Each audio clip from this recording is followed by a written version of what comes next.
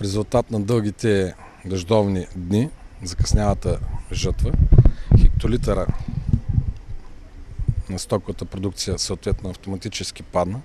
Качеството на масленото съдържание също е в диапазона 36 при ранните жатви до 44,5%, но в резултат на обилните валежи рапицата беше влязла в един физиологически покой, готова за прибиране, и след дъждовете автоматично културата в плодните кутийки, част от хибридите или с течение на време на прибиране се провокираха и имаше частично и покълване, което от своя страна автоматично доведе до намаляване на абсолютната маса, т.е. съответния хектолитър и качеството на месо. Постоянно нарастват площите с рапица в Добричка област, нарастват и в страната. Вашите наблюдения като специалист какво показват? За изтеклата година в диапазона някъде около 1 650 000 декара са реално засетите площи за сезон 2009-2010. Емоциите са много големи, което е типично за нашето производство. В България повече емоции и по-малко професионализъм.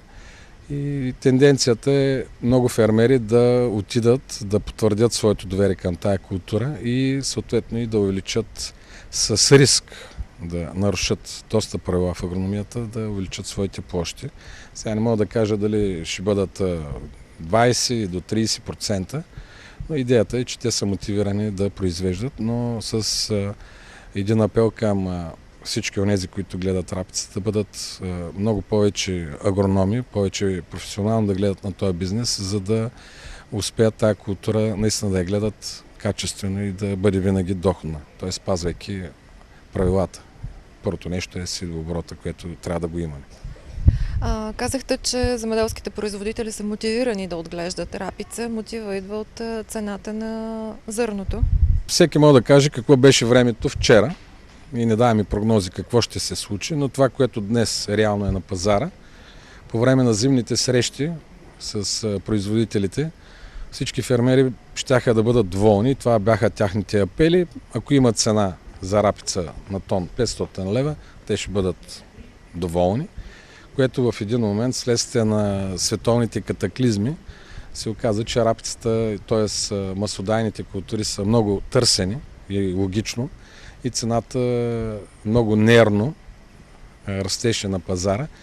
И реално днес в Добруджа последните сделки, което категорично не е тайна, има сделки извършени на диапазон около 630-50 лева за тон, което е учудващо и много добър икономически резултат за всеки един производител. Надявам се, че и за самите търговци като търговци, защото ние сме в една симбиоза.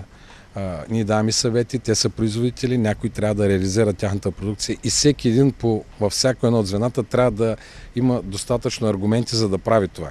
Надявам се, че всички във веригата тази година са доволни.